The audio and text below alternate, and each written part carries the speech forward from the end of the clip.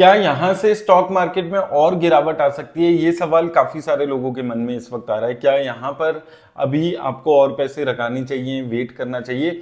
अब देखिए, डिटेल में अगर हम इन चीजों को समझते हैं कि अभी क्या चल रहा है ओवरऑल ग्लोबली, इंडिया की स्टॉक मार्केट में क्या चल रहा है, वो चीजों को अगर आप समझते हैं तो दो तीन चीजें हैं। देखिए, ग्लोबल फ्रंट में अभी थोड़ा सा इंडिया के लिए नेगेटिव चीज चल रही है। जब से थोड़ा यूएस से हमारे रिलेशनशिप जो हैं वो उतने अच्छे नहीं रहे हैं, 50% का टैरिफ लग गया है, उन वजहों से थोड़ी सी नेगेटिविटी ओवरऑल बनी हुई है। अगर हम ग्लोबल फ्रंट पे बात करते हैं, अगर हम इंडिया के पर्सपेक्टिव से बात करें तो अभी आने वाले एक दो महीने में एक अच्छी न्यूज स्टॉक मार्केट के लिए आने वाली है, और वो है जीएसटी के जो रेट कट्स होने वाले हैं। अब वो देखना होगा कि वो जो रेट कट्स होते हैं वो सही मायने में कॉस्ट को कम करेंगे या फिर कंपनीज अपने मार्जिन को उससे इंक्रीज कर लेगी, और उससे क्या ओवरऑल इम्पैक्ट आएगा। लेकिन एक चीज बहुत पक्की है कि जब ये जीएसटी की अनाउंसमेंट होगी, जब एप्लीकेबल होगा एक्चुअल में, उस टाइम पे मार्केट में एक जबरदस्त आपको तेजी देखने को मिलेगी। अब वो तेजी 2-3% की आती है या 5-7% की आती है, वो डिपेंड करेगा कि उस टाइम पे वो जो एक्चुअल में चीजें चेंज की जाएगी, जीएसटी में जो भी चेंजेस होंगे वो कितने ज्यादा यूजफुल होंगे। जैसे कि हमने शुरू में देखा था, जब 12 लाख तक की इनकम एग्जेम्प्ट हुई थी, तब मार्केट में उसको लेकर एक काफी पॉजिटिविटी बनी थी।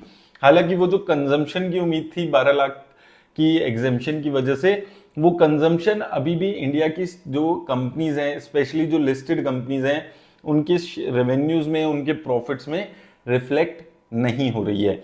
इसके साथ साथ यूएस में जो सितंबर को रेट कट होने वाला है, जो उम्मीद की जा रही है कि सितंबर में रेट कट होगा, ये एक पॉजिटिव चीज हो सकती है जो ओवरऑल लिक्विडिटी बढ़ा सकती है, क्योंकि उससे जैसे जैसे रेट कट होगा तो स्टॉक मार्केट अपने आप थोड़ा सा ज्यादा अट्रैक्टिव हो जाती है इन लोगों के लिए इन्वेस्ट करने के लिए। अब लेकिन उसमें भी देखना होगा कि क्या फॉरेन इंस्टीट्यूशंस वापस इंडिया में आते हैं या नहीं आते हैं, क्योंकि रिसेंटली जो एलटीसीजी इंडिया में बढ़ाया गया था 10 से 12.5% किया गया है, उससे भी ऐसा माना जा रहा है कि फॉरेन इंस्टीट्यूशंस थोड़ा सा नेगेटिव हो गए हैं उस चीजों को लेकर, और उस वजह से एक गिरावट हमें इंडिया मार्केट में देखने को मिली है। और साथ में फॉरेन इंस्टीट्यूशंस लगातार पैसा निकाल रहे हैं। स्पेसिफिकली पिछले 1.5 साल में देखेंगे, 2024 में देखें और 2025 में देखें, तो एक बहुत ज्यादा एग्जिट होते हुए फॉरेन इंस्टीट्यूशंस नजर आ रहे हैं। इसके साथ साथ अभी इंडिया की मार्केट में रिटेल इन्वेस्टर्स की जो पार्टिसिपेशन है वो कम हो गई है, वो एक बहुत ज्यादा क्लियर साइन है। हालांकि रिटेल इन्वेस्टर्स डायरेक्ट इन्वेस्ट ना करके म्यूचुअल फंड्स के थ्रू लगातार पैसा इन्वेस्ट कर रहे हैं, जिस वजह से एक सपोर्ट स्टॉक मार्केट को लगातार मिल रहा है। लेकिन यहां पर भी आपको एक चीज समझनी होगी कि जब तक यहां पर म्यूचुअल फंड का सपोर्ट मिलता रहेगा, ओवरऑल जो रिटेल इन्वेस्टर्स है उनको इसका नुकसान ही हो रहा है, क्योंकि उनके पैसे लग रहे हैं बार बार। तो मार्केट कुछ ऐसे अट्रैक्टिव लेवल्स पे नहीं आ सकती है कि हम बहुत सारा पैसा एक साथ उसमें लगा सकें, और ना ही इतने ज्यादा बढ़ रही है कि प्रॉफिट हो। और एज ए रिजल्ट पिछले 1 साल में मार्केट फ्लैट आपको नजर आ रही है। तो आने वाले टाइम में क्या एक बहुत कुछ बड़ा क्रैश यहां पर आ सकता है? देखिए, जो अभी नजर आ रहा है वो यही नजर आ रहा है कि निफ्टी 24,000 25,000 ये जो रेंज अभी पकड़ा हुआ है, इसी के अराउंड चलने वाली है।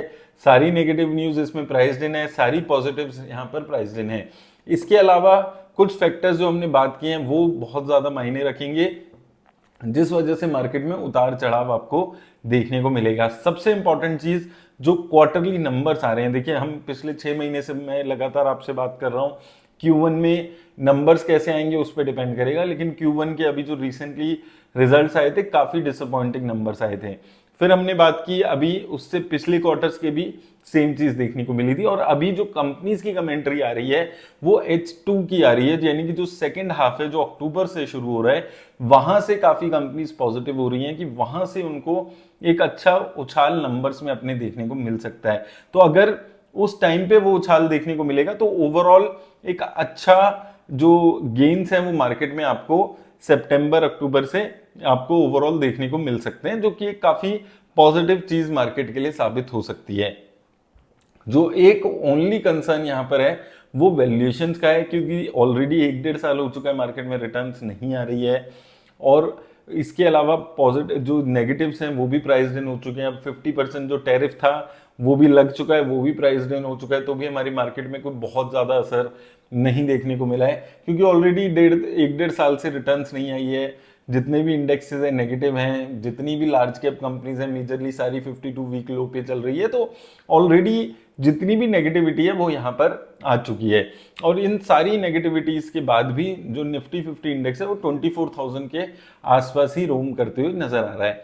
और यही चीज अभी आपको इंपॉर्टेंट रहने वाली है कि नियर टर्म में अगले 3-4 महीने में 24,000 का जो सपोर्ट है निफ्टी 50 पे वो बने रहना चाहिए, अनटिल अनलेस बहुत ज्यादा कुछ नेगेटिव कुछ न्यूज आ जाती है जो कि अभी नहीं दिख रही है, तो बहुत ज्यादा एक गिरावट आ सकती है। अदर देन दैट 24,000 का जो ये नंबर है ये मार्केट के लिए काफी एक स्ट्रॉन्ग सपोर्ट का काम करने वाला है, और यहां से ऊपर कितना जाएगा वो बहुत ज्यादा इंटरेस्टिंग रहने वाला है। ऊपर जाने में जो सबसे बड़ी दिक्कत आ रही है मार्केट को वो फॉरेन इंस्टीट्यूशंस की आ रही है कि वहां से पैसा नहीं आ रहा है।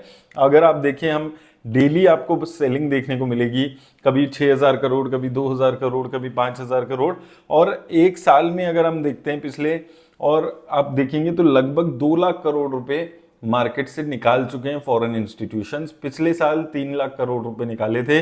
लगातार पिछले 5 सालों में फॉरेन इंस्टीट्यूशंस पैसा निकाल रहे हैं। अभी 2-3 साल पहले तक तो रिटेल इन्वेस्टर्स का इंडिया में बहुत ज्यादा पार्टिसिपेशन आया था, तो उससे पॉजिटिविटी मार्केट को मिली थी।